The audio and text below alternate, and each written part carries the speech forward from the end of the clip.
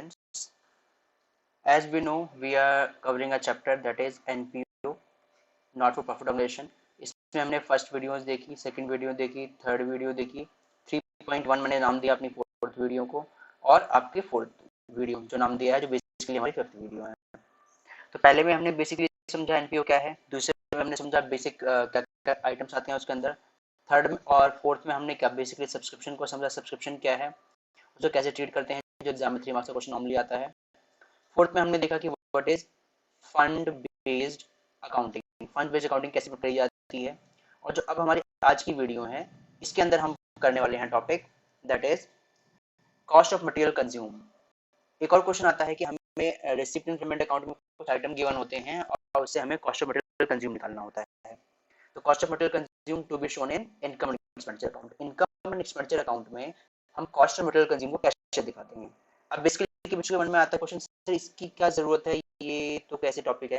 देखो बेटा, आपको याद होगा इन क्लास 11th आप क्या करते थे, आप एक क्वेश्चन सॉल्व किया करते थे कॉस्ट ऑफ गुड्स सोल्ड के नाम से, जिसका आपको फॉर्मूला भी याद होगा कि हम कैसे निकालते थे कॉस्ट ऑफ गुड्स सोल्ड। अब यहाँ पर क्या होता है, कॉस्ट ऑफ मटेरियल कंज्यूम हम क्यों निकालते हैं। मान लिया हमारे पास एनपीओ जो है, एनपीओ में एक स्पोर्ट्स क्लब है, हमने मान लिया कि एक स्पोर्ट्स क्लब है। ये स्पोर्ट्स क्लब क्या करता है, मान लो स्पोर्ट्स क्लब में अगर स्पोर्ट्स वगैरह होंगे तो उन्हें कुछ ना कुछ सामानों की जरूरत पड़ेगी। मान लो वहाँ पे क्रिकेट वगैरह भी होता है, तो वो बैट एंड बॉल्स रखते हैं अपने पास, बैट एंड बॉल्स अपने पास रखते हैं। जब वो बॉल्स रखेंगे, यूज होंगे, बैट्स यूज होंगे, तो नो डाउट वो यूज भी होंगे, यूज होंगे तो वो खराब भी होंगे। तो हमने मान लिया हमारे पास बैट एंड बॉल्स का, सिर्फ बॉल्स का मान लो, बॉल्स का ओपनिंग स्टॉक, यानी स्टार्टिंग में हमारे पास लगभग 5000 की बॉल्स थी, हमने पूरे साल में परचेज करी लगभग 6000 की बॉल्स, और एट द एंड की अगर हम बात करें तो हमारे पास जो क्लोजिंग स्टॉक बचा है वो 3000 रुपए का स्टॉक बचा हुआ है। तो इट मीन हमने पूरे साल में कितनी बॉलों का यूज कर लिया, कितने रुपए की बॉलों का यूज कर लिया। तो हमने ये देखा कि भाई हमारे पास 5 स्टार्टिंग से थी, 6 और ले लिया हमने, 11000 की बॉल्स थी। अब हमारे पास क्लोजिंग स्टॉक अगर 3000 का बचा हुआ है, तो इट मीन 8000 वो वैल्यू है जिस वैल्यू को मैंने पूरे साल में यूज कर लिया होगा, यानी कॉस्ट ऑफ मटेरियल कंज्यूम या कॉस्ट ऑफ बॉल्स यूज्ड। तो कॉस्ट ऑफ मटेरियल यूज या गुड्स यूज हम इस तरीके से बेटा, जो आप 11th क्लास में करके आए हो, इस तरीके से कंप्यूट करते हैं। जैसे मान लो एक हॉस्पिटल है, वहाँ पे क्या है, इंजेक्शन हैं या मेडिसिन हैं, वो कंज्यूम होती हैं। तो वहाँ भी वो देखते हैं कि मेडिसिन का ओपनिंग स्टॉक कितना था, पूरे साल में हमने परचेज कितना किया, लास्ट में स्टॉक बच कितना गया। तो जो अमाउंट आ जाता है निकल के, वो होता है कि वैल्यू ऑफ गुड्स या मेडिसिन कंज्यूम्ड, कि आपने पूरे साल में कितना गुड्स कंज्यूम किया है। ऑब्वियसली बात है, इनकम एंड एक्सपेंडिचर अकाउंट जब बनाते हो आप बेटा, तो एक्सपेंडिचर साइड में आपको सारे खर्चे दिखाने होते हैं, और जितने का आपने सामान कोई कंज्यूम कर लिया है वो भी आपका एक्सपेंडिचर है, जिससे आप इनकम एंड एक्सपेंडिचर के एक्सपेंडिचर साइड में शो करोगे। तो नाउ आई होप आपको क्लियर होगा कि what do you mean by cost of material consume, और इसे हम क्यों कंप्यूट करते हैं। क्योंकि जैसे यहाँ पर भी cost of goods sold basically compute होता है आपका प्रॉफिट निकालने के लिए। यहाँ इनकम एंड एक्सपेंडिचर अकाउंट में हम इसे यूज करते हैं टू नो सरप्लस, भाई इनकम एंड एक्सपेंडिचर में सरप्लस निकलता है या डेफिसिट, वो सही तरीके से निकल सके और हमने कितनी वैल्यू यूज करी है उसका पता लग सके। अब इसके लिए इसको निकालते कैसे हैं, फॉर्मूला क्या है बेटा, फॉर्मूला यही है जो मैंने आपके सामने लिखा, तो कोई फॉर्मूला नहीं है। देखो बहुत सिंपल फॉर्मूला है इसका, कैलकुलेशन ऑफ अमाउंट, कितना अमाउंट निकलेगा जो हमने डेबिट करना होगा इनकम एक्सपेंडिचर अकाउंट में रिगार्डिंग कंज्यूमेबल एसेट, जिन एसेट्स को हम कंज्यूम करते हैं, लाइक आपका कोई स्टेशनरी का कंजम्पशन है, क्रॉकरी का कंजम्पशन है, स्पोर्ट्स मटेरियल का कंजम्पशन है, किसी का भी कंजम्पशन है, उसकी वैल्यू आप कैसे निकालोगे। तो इसके लिए सबसे पहले जो फॉर्मूला मैंने आपको बताया, ओपनिंग स्टॉक, लिख लेना इसे ध्यान से अपने कॉपीज में, नोट्स में भी लिख लेना ताकि आपको याद रहे। ओपनिंग स्टॉक, इसमें परचेज याद कर दो और क्लोजिंग स्टॉक माइनस कर दो। तो माइनस करना है, मैंने रेड में लिख रखा है ताकि आपको थोड़ा क्लैरिटी रहे। Basic this is the formula, और कोई फॉर्मूला है ही नहीं। बुक में या अभी और भी 2 4 5 और फॉर्मूले बताऊंगा, लेकिन this is the ultimate formula. All other formulas इसी के की जगह काम करते हैं, क्योंकि यहाँ पर हमें 3 तरह की इन्फॉर्मेशन चाहिए, opening stock, closing stock and purchases. Normally question में हमें opening stock, closing stock given होता है, कोई इशू नहीं होता है। दिक्कत आती है अगर हमें परचेजेस ना गिवन हो। परचेजेस ना गिवन हो तो क्या क्या हो सकता है। सिनेरियो 1, फॉर्मूला बन जाएगा आपका, ओपनिंग स्टॉक सेम अपनी जगह है, point number 1, point number 2, closing stock minus हो रहा है, बिल्कुल ठीक है। These two together makes point number 3, यानी परचेज की उससे 2 पार्ट करके दे दिया आपको क्वेश्चन ने, भाई cash purchase and credit purchase. जो कैश परचेज है और क्रेडिट परचेज दोनों को ऐड कर लूँ, it becomes the total purchases. तो अल्टीमेटली जो मैंने अभी फॉर्मूला नंबर 1 कवर किया है, उस फॉर्मूला नंबर 1 का एक सेकंड एक डेरिवेशन है, आपको इस तरीके से दे सकता है कि आपको कैश परचेज और क्रेडिट परचेज अलग से दे देगा, तो आप ऐड कर लो, टोटल परचेज आ जाएगा, और टोटल परचेज आने के बाद आप आराम से निकाल सकते हो कॉस्ट ऑफ मटेरियल कंज्यूम।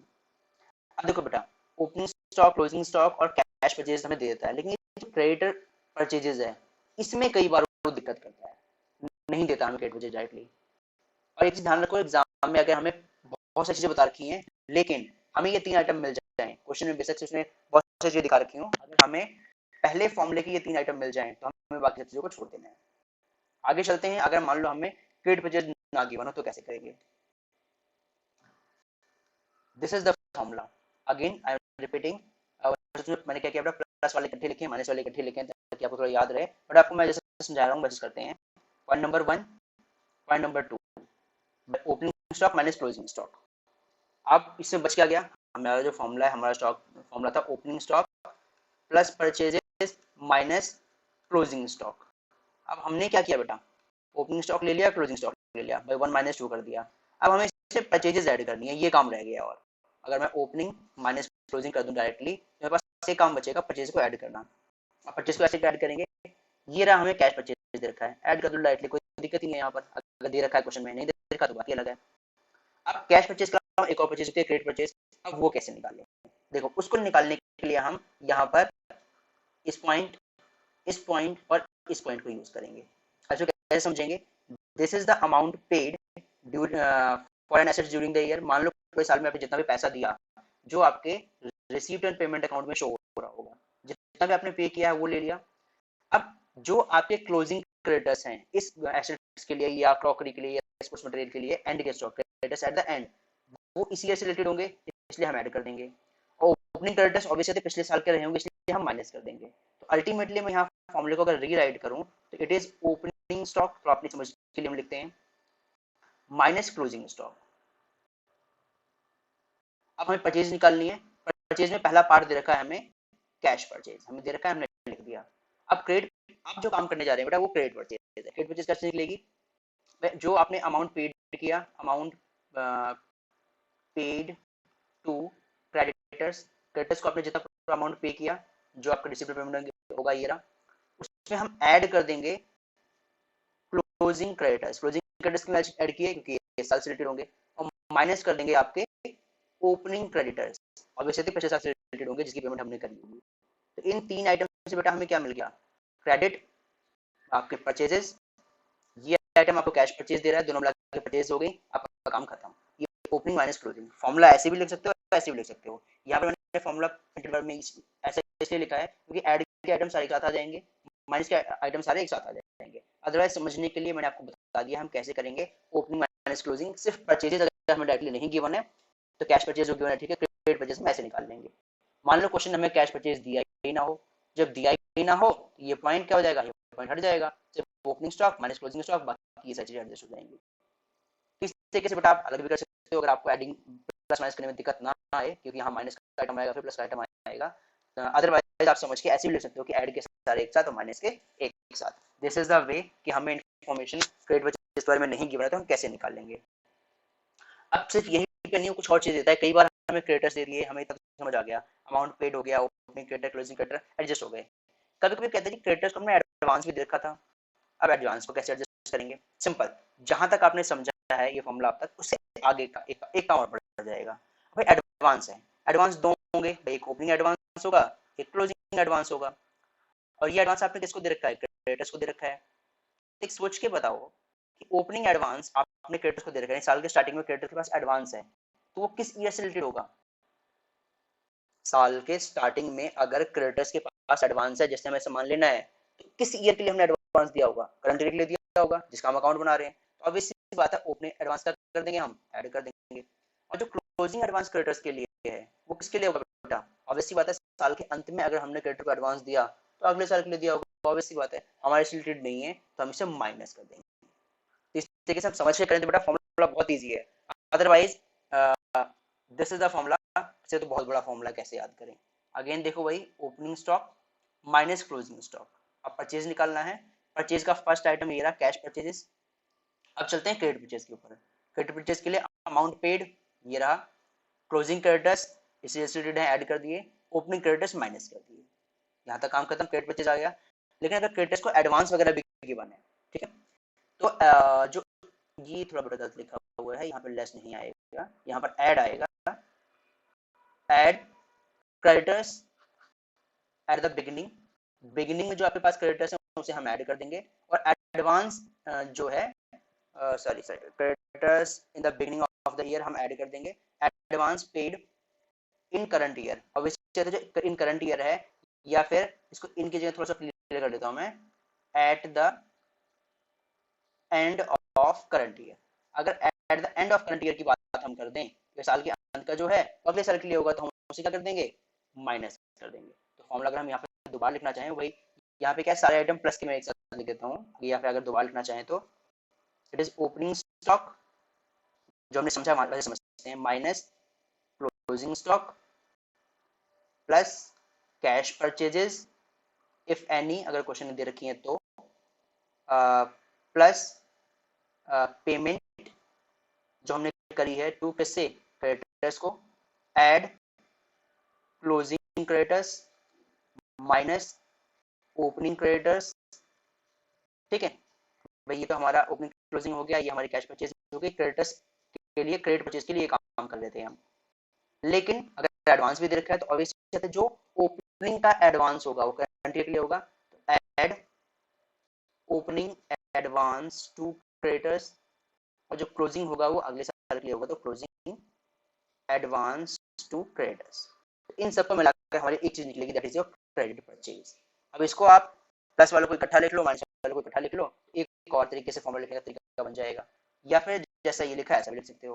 तो it's up to you, concept समझ आना चाहिए, आप किसी प्लस माइनस, किसी पहले प्लस कर लो, किसी माइनस बाद में करो, कोई इशू नहीं है, बट नॉर्मली क्या हम प्लस वालों को इकट्ठा लिख देते हैं ताकि प्लस करने में इजी रहे, एक बार प्लस करके एक ही बार माइनस कर देंगे। तो अगर हम प्लस पहले लिखेंगे तो क्या फर्क पड़ेगा उसमें, तो this item plus this item plus this item plus this item plus this item, उसके बाद जो माइनस करना है हमें, ये सारे आइटम पहले लिख देंगे हम प्लस के, फिर जो माइनस करने वाले हैं वो आइटम हम माइनस कर देंगे, लाइक दिस आइटम माइनस का है, ये आइटम माइनस होगा और ये आइटम माइनस होगा, तो आपके पास सारे प्लस वाले इकट्ठे आ जाएंगे, माइनस वाले इकट्ठे आ जाएंगे। This is the way how we compute the cost of material consume, कि आपने कंज्यूम जो आपने अमाउंट कंज्यूम किया है उसे कैसे निकालोगे। Again I am saying that formula is opening stock plus purchases minus closing stock, this is the only formula from my point of view. बस अगर हमें ये परचेज ढंग से ना गिवन हो कहीं पर, तो हम इस परचेज को निकालने के लिए अलग अलग तरीके अपनाते हैं। जैसे अभी हम बैक चले जाएं, तो मैंने आपको बताया फॉर्मूला 1 फॉर्मूला 2, यहाँ पे जो निकल के आया this is your formula number 3, और इसके बाद जो अगले पेज में निकल के आया दिस इज फॉर्मूला नंबर 4। तो 4 तरह के फॉर्मूले हैं सिर्फ एक चीज निकालने के लिए, और मैं कह रहा हूँ there is only one formula, इससे अलावा कोई फॉर्मूला है ही नहीं। बस अगर हमें परचेज गिवन नहीं है तो हमें कुछ चीज़ों को एडजस्ट करना पड़ता है, जो भी मैंने पॉइंट नंबर आपके 2 फॉर्मूला नंबर 3 और फॉर्मूला नंबर 4 में समझाए हैं।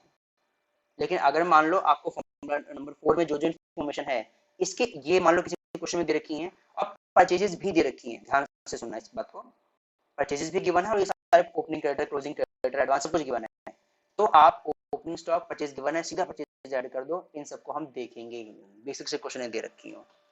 तो हमें ये फॉर्मूला नंबर सेकंड थर्ड या फोर्थ कब लगाएंगे, जब हमारे पास परचेज नहीं होगा क्वेश्चन में, अगर परचेज गिवन है तो हम सबको छोड़ देंगे। तो नाउ आई होप आप क्लियर होगा, आपको कुछ न्यूमेरिकल्स ले लेते हैं, हमें क्लियर देगा कैसे करते हैं क्वेश्चंस को। ये क्वेश्चन है, calculate the amount of medicines consumed during an period ended 31 March 2020, यानी हमारा ईयर हो गया 1920 में आपने कितना मटेरियल मेडिसिन कंज्यूम किया उसकी वैल्यू निकालनी है। You have the opening stock, you have the closing stock, you have the opening creditors, you have the closing creditors, you have the cash purchases from medicines during the year. Now how it will be computed, let's see.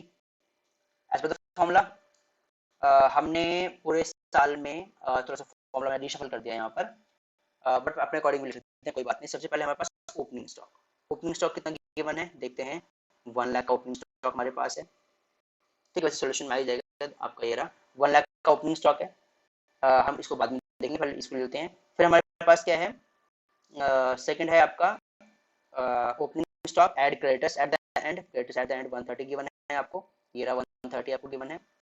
Then closing stock आपको 150 given है, ये रहा 150 closing stock आपको given है। Then आपको creditors at the beginning 90,000, creditors at the beginning 90,000, और ये है cash purchases of medicine during the year. आपने कैश परचेज किया, ऑब्वियसली बात है रिसीप्ट एंड पेमेंट अकाउंट में रहा होगा, तो जो भी रिसीप्ट पेमेंट अकाउंट है वो हमारी पेमेंट होती है, उसे हम ऐड कर देते हैं, वो ये रहा। तो थोड़ा रीशफल कर दिया है इसमें, अदरवाइज जो पिछले पेज फॉर्मूला था कि आप पहले ओपनिंग स्टॉक लिखो, ऐड कैश परचेजेस, ये रही आपकी, ऐड आपके क्लोजिंग क्रेडिटर्स, माइनस आपके क्लोजिंग स्टॉक, और माइनस आपका ओपनिंग क्रेडिटर्स। आप उससे भी निकाल सकते हो, you will get the same answer, 290 will be shown in income and expenditure account. तो ऐसे में आपको इस सोल्यूशन को कवर करना है, आपने कंसेप्ट समझ लिया है। नाउ बेशक से आपके पास आंसर है, यू हैव द आंसर कि 290 है, तो आप कीजिए एक बार वीडियो को यहीं पे पॉज करके इस क्वेश्चन को अपनी कॉपी पे खुद से सॉल्व कीजिए कि आपको कितना समझ आया है, देन वेरीफाई इट कि आंसर यही आ रहा है या नहीं। स्टेप्स ऊपर नीचे हो सकते हैं, आपको कितना समझ आया इसलिए क्वेश्चन को जरूर करना है। एक और क्वेश्चन ले रहा हूँ, लेकिन मेरा ध्यान रखना, करना आपको खुद है क्वेश्चन को, पहले क्वेश्चन को खुद करो, फिर वीडियो कंटिन्यू करके देखो कि आंसर सेम आ रहा है या नहीं। Now this is the question, calculate the amount to be posted in income expenditure account for the year ended 31 March 2020। Again हमारा ईयर हो गया 1920। देखते हैं, amount paid for stationery during the year, पूरे साल में हमने जो अमाउंट पेड किया वो ये रहा। Stock of stationery in hand on 31 March को ये रहा हमारे पास, ठीक है। स्टॉक कह रहा है of stationery in hand on 1 April 19, यानी हमारा ओपनिंग स्टॉक ये रहा। Payment made for stationery during the year ये रहा, और आपका stock of stationery in hand ये रहा। बेसिकली ये दो अलग अलग केस हैं, सिचुएशन 1 एंड सिचुएशन 2। सिचुएशन 1 में देखते हैं क्या करेंगे। सिंपल, आपके पास समझ लेते हैं पहले, आपने पूरे साल में जो पेमेंट करी वो 54 की करी, स्टॉक लास्ट में बच गया इतना। इस क्वेश्चन में बेटा हमें ओपनिंग स्टॉक नहीं दे रखा, तो ओपनिंग स्टॉक 0, प्लस परचेजेस जो हमने अमाउंट पेड किया वो परचेजेस है 54, माइनस क्लोजिंग स्टॉक 250। तो सिंस जो चीजें नहीं गिवन उसे छोड़ देंगे, तो अमाउंट जो पेड 54 माइनस क्लोजिंग स्टॉक, आपका आंसर आ गया। अब कई बार बच्चे बोलेंगे सर ये वाला फॉर्मूला तो कराया ही नहीं है, कैसे करेंगे। तो सिंपल बेटा, नहीं दे रखा तो आपको क्या करना है, ओपनिंग स्टॉक नहीं दे रखा 0, add purchases minus closing stock, formula वही रखना, ओपनिंग स्टॉक नहीं है 0 है, तो आपका ये आंसर आ जाएगा। सेकंड वाले में बेटा हमारे पास क्या है, हमारे पास ओपनिंग स्टॉक भी है, ठीक है, ये रहा 1500, हमारे पास परचेजेस भी हैं 5400, हमारे पास क्लोजिंग स्टॉक भी है 250, तो सारी चीजें ऐड कर लेंगे, opening stock plus purchases minus closing stock, you will get the answer that is 650। तो क्वेश्चन को सॉल्व करो और फिर चेक करो कि आपका आंसर आ रहा है या नहीं आ रहा। आगे चलते हैं, एक और क्वेश्चन लेते हैं, situation number 3। Stock of stationery opening balance, creditors at the opening creditors है हमारे, ये दे रखे हैं हमें। Then amount paid for stationery during the year ये रहा। उसके बाद आपका 31 मार्च को स्टॉक ये रहने हमारा क्लोजिंग स्टॉक। हमें पता है फॉर्मूला लगाना है, ओपनिंग स्टॉक हम लिख देंगे, ये रहा आपका ओपनिंग स्टॉक, एड परचेजेस ये रही, ठीक है, माइनस आपका क्लोजिंग स्टॉक और माइनस आपका creditors at the beginning, you will get the amount जो से हम इनकम एक्सपेंडिचर में शो करेंगे। इस क्वेश्चन को बेटा पहले करके देखो, फिर आंसर टैली करना। नाउ एक और क्वेश्चन लेते हैं, stock as on 31 March 19, balance दे रखा है, क्रेडिटर्स का बैलेंस दे रखा है 1 अप्रैल 19 को, amount paid for stationery during the year, हमने इतना अमाउंट पूरे साल में पे किया है, स्टॉक ऑफ स्टेशनरी 31 मार्च 20 को और क्रेडिटर 31 मार्च 20 के। तो बेटा हमें ये दे रखा है ओपनिंग स्टॉक, ये हमारे ओपनिंग क्रेडिटर्स, ये हमारी purchase payment, sorry not purchases, payments कह रहा है, पेमेंट्स है हमारी, ये हमारा क्लोजिंग स्टॉक है, ठीक है, और ये हमारे क्लोजिंग क्रेडिटर्स हैं। अब एज पर आवर फॉर्मूला इसमें जैसे भी लिखा है, सबसे पहले हमें क्या लिखना है बेटा, इसमें सबसे पहले लिखना है ओपनिंग स्टॉक प्लस जो हमने पेमेंट करी है ये रही, ऐड क्लोजिंग क्रेडिटर्स हमारे पास जितने भी हैं, फिर ओपनिंग स्टॉक माइनस कर देंगे और ओपनिंग क्रेडिटर से माइनस कर देंगे, you will get the amount जिसे हमें इनकम स्टेटमेंट में शो करना है। अगेन आंसर से पहले ही आप खुद पहले से सॉल्व करो और फिर चेक करो कि आपका आंसर आया या नहीं आया, और कोई डाउट है तो आप पूछ सकते हैं। अगला देखते हैं, इसमें क्या है, क्वेश्चन में हमें दे रखा है कि आपको 1 अप्रैल 19 को बैलेंस दे रखा है स्टेशनरी का, क्रेडिटर्स का बैलेंस गिवन है, एडवांस, अब एडवांस वाला क्वेश्चन भी आ गया इसमें, फिर amount paid during the year है, ओपनिंग स्टॉक एंड में है, क्रेडिटर्स दे रखे हैं, एडवांस दे रखा है। इसके पिछले वाले क्वेश्चन में बेटा क्या था, ये एडवांस वाला पॉइंट नहीं था, जो लास्ट फॉर्मूला मैंने आपको लिखवाया है वो एडवांस वाला भी आ गया। सबसे पहले हम लेंगे opening stock, as per formula लेते हैं। सबसे पहले हमने लिया ओपनिंग स्टॉक, इसमें नीचे आप चेंज करना थोड़ा सा, ओपनिंग स्टॉक प्लस जो हमने पेमेंट मेड करी ये रही। उसके बाद हम क्या करते हैं बेटा, क्लोजिंग क्रेडिटर्स को ऐड करते हैं, आप क्लोजिंग क्रेडिटर्स को ऐड कर दो, ये रहा। हम क्या करते हैं, एडवांस जो ओपनिंग एडवांस है, ओपनिंग एडवांस करंटली के लिए होगा तो उसे ऐड करते हैं, वो हमने ऐड कर दिया। फिर माइनस करते हैं आपका क्लोजिंग स्टॉक, फिर माइनस करते हैं आपका ओपनिंग क्रेडिटर्स, फिर माइनस करते हैं advance at the and. Eight the and का जो एडवांस वो अगले साल का होगा, इसलिए हम उसे माइनस कर देते हैं। तो ऊपर का हमारे आइटम प्लस, ये item minus, you will get the answer. तो जैसा आपने फॉर्मूला समझा था, पहले बेटा फॉर्मूला खुद लिखो, सिर्फ क्वेश्चन पार्ट को, यानी इस जगह पर इतनी यहीं पर वीडियो पॉज करके क्वेश्चन सॉल्व करो, देन सी कि आंसर क्या आ रहा है, आपको बेटा ज़्यादा समझ आएगा। Now moving to another question. यहाँ पे हमें जो क्वेश्चन दे रहा है ये कह रहा है calculate the sports material to be transfer, जो इनकम एक्सपेंडिचर में करना है, ऑफ दिस क्लब लुधियाना। अब देखते हैं हमें क्या क्या दे रखा है। Sports material sold during the year, 50,000 के स्पोर्ट्स मटेरियल जिनकी बुक पहले थी उसको हमने 56 में सोल्ड कर दिया। Amount paid to creditors first sports material 91। Cash purchase जो हमने किया वो ये रहा, sports material on 31 March 17, 31 March 18, ये हमारा ओपनिंग है और ये हमारा क्लोजिंग है। देन ये हमारे ओपनिंग क्रेडिटर्स हैं और ये हमारे क्लोजिंग क्रेडिटर्स हैं। अब देखते हैं इस क्वेश्चन को कैसे करेंगे। Simple, as per our formula सबसे पहले हम लिखते हैं ओपनिंग स्टॉक।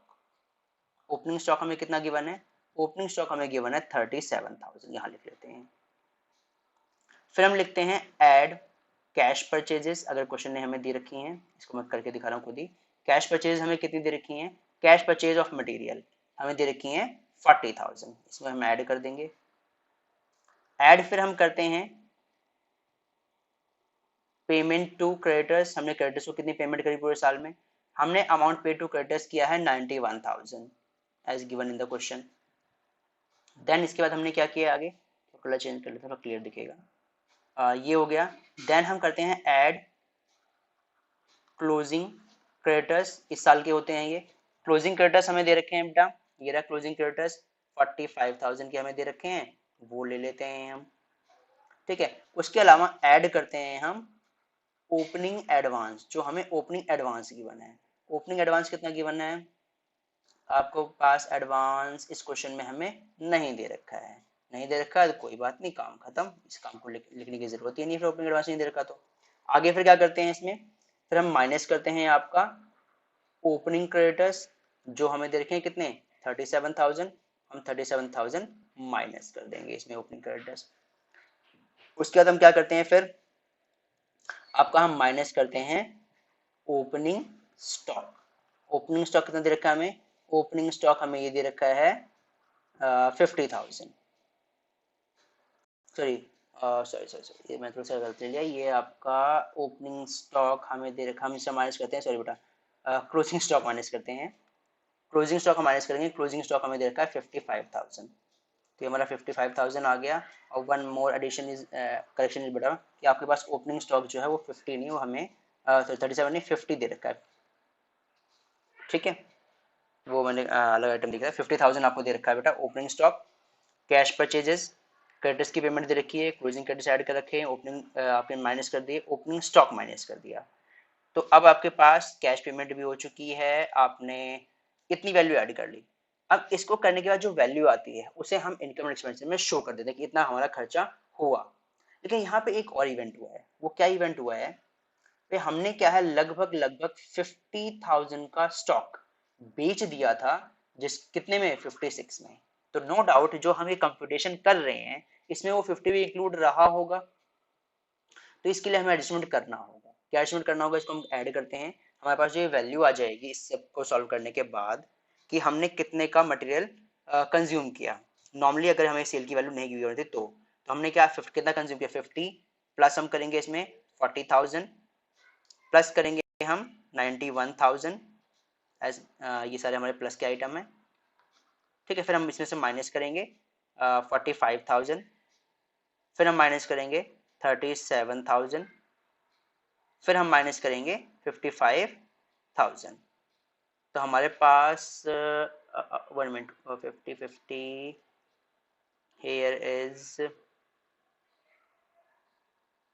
हाँ तो इसके बाद हम करेंगे 45,000, तो बस में जो वैल्यू आ जाएगी बेटा वो आ जाएगी 91, फिर आपके 50,000 plus 40,000 plus 91,000, 1 2 3 and 4, okay, then minus 37 and minus 55 and minus 55, तो आपका जो बैलेंस आ जाएगा वो आ जाएगा 1,34,000 की वैल्यू, इतना आपने कंज्यूम किया होता। लेकिन अब यहाँ थोड़ा हम समझ लेते हैं, 1,34,000 की वैल्यू तो आ गई, इसमें से हमने 50,000 की वैल्यू तो बेची दी थी, तो इसमें से हम माइनस करेंगे minus sold during the year, पूरे साल में ड्यूरिंग द ईयर, भाई इतना हमें दिख रहा है कंजम्पशन, लेकिन इसमें से 50,000 तो हमने सोल्ड ही कर दिया था, तो उसे तो हमने यूज ही नहीं किया, तो हमने कंज्यूम कितना किया, cost of material consume, cost of material consume आपका आ गया 84,000, तो ये है value of cost of material consume, जिसे हम इनकम एक्सपेंचर में शो करेंगे 84,000। अब मन में क्वेश्चन आता है सर ये तो हो गया, लेकिन 50 का हमने 56 में बेचा, इसका क्या करेंगे, वो एक अलग इशू भी समझाता हूँ। तो यहाँ पर बेटा इसे हमें और एडजस्ट करना पड़ेगा इस आइटम को निकालने के लिए। यहाँ तक आई होप कि आपको क्लियर होगा स्पोर्ट्स मटेरियल की कंजम्पशन की वैल्यू कैसे निकली, जो हमने कंज्यूम किया, बेसिकली 84 तो हमने कंज्यूम किया है। अब 50 जो हमने 56 में बेच दिया, तो ऑब्वियस सी बात है 50 का स्टॉक था वो हमने एडजस्ट कर दिया, ये रहा, इसको 56 में बेचा तो 6,000 की हमारे लिए क्या हो गई, तो 56 में हमने बेचा और इसकी वैल्यू कितनी थी, 50,000 थी, तो इट मीन हमने 6,000 क्या कर लिए, अर्न कर लिए, तो ये भी कहाँ जाएगा, जाएगा इनकम एंड एक्सपेंडिचर अकाउंट में, लेकिन इनकम साइड में, ये हमारी इनकम हो गई 6,000 की। तो नाउ आई होप आपको ये क्वेश्चन क्लियर हुआ कि अगर सेल भी क्वेश्चन में दे दी जाए तो कैसे एडजस्ट करेंगे उसे। Next moving forward another question, और this will be the last question of the video, इसलिए एक बार आप खुद ट्राई करो, उसके बाद फिर मैं आगे सोल्यूशन बताता हूँ। बेसिक से वीडियो यहाँ पे पॉज कर लेना। आपको मटेरियल दे रखा है ओपनिंग क्लोजिंग, क्रेडिटर्स दे रखे हैं ओपनिंग एंड क्लोजिंग, ठीक है। रिसीप्ट एंड पेमेंट में दे रखा है sale of sports material 20,000 book value है, 26 में सोल्ड कर दिया, क्रेडिटर्स को हमने इतनी पेमेंट करी, कैश परचेज इतनी करी, यानी जो चीजें अभी तक हमें पॉइंट्स में लिखी होती थी उसकी उसमें हमने क्या कर दिया, रिसीप्ट एंड पेमेंट दे दिया उसने, और ओपनिंग क्लोजिंग बैलेंस बता दिए। तो वही सारी इन्फॉर्मेशन जो हमने अब तक डील करी है वही है जो प्रीवियस क्वेश्चन किया था, वैसा ही क्वेश्चन ये भी है। जैसे ये हमारा प्रीवियस क्वेश्चन हम देखें तो जैसी चीज इसमें पॉइंट्स में दे रखी थी, यहाँ पे उसने एक रिसीप्ट एंड पेमेंट अकाउंट में दे दिया है। देखते हैं अब कैसे करेंगे। सबसे पहले हम लेते हैं अपना opening stock, that is 20,000 as given in the question, then add amount जो हमने पे किया है, this is the amount of cash purchases, ये रहा, this the amount of credit purchases, आप अलग अलग भी लिख सकते हो, कमेंट भी कर दो, आपका ये आ गया परचेज हमने ऐड कर लिया। फिर हम लिखेंगे एज पर फॉर्मूला ऐड करेंगे क्रेडिटर्स एट द एंड, तो creditors at the and this is the value, ये आ गई आपके पास। फिर आपके पास क्या आएगा, क्लोजिंग स्टॉक हमें माइनस करना है, दिस द क्लोजिंग स्टॉक। फिर हमें ओपनिंग क्रेडिटर्स क्या करने हैं, माइनस करने हैं, वो हमने माइनस कर दिए। यहाँ तक हमारा फॉर्मूला नॉर्मली खत्म हो जाता था कि और इसमें कुछ वैल्यू ऐसी बची नहीं है, लेकिन हमने क्या किया, यहाँ पे सेल का काम एक्स्ट्रा किया है, जो भी समझाया था आपको मैंने। हमने कितने का गुड्स बेचा है, 20 का बेचा है, तो 20 का हमने गुड्स बेच दिया, क्योंकि भाई अब जो आंसर आएगा वो आंसर आएगा जो टोटल यूज हुआ, लेकिन इस यूज में से 20 का तो हमने यूज किया ही नहीं, उसे तो बेचा था, इसलिए वो 20 भी माइनस कर देंगे सेल के नाम से, जो मैंने आपको समझाया। देन जो अमाउंट आएगा इससे आप इनकम एक्सपेंडिचर में शो करोगे 54,000। साथ ही साथ 20 का स्टॉक हमने कितने बेचा, 26 में बेचा, तो 6,000 की जो अर्निंग हुई है ये भी कहाँ जाएगी, इनकम एंड एक्सपेंडिचर अकाउंट में, किस तरफ, इनकम साइड, क्योंकि हमारे लिए क्या है, इनकम है। तो नाउ आई होप आपको क्लियर हो गई कॉस्ट ऑफ मटेरियल कंज्यूम कैसे निकालते हैं और आप सारे क्वेश्चन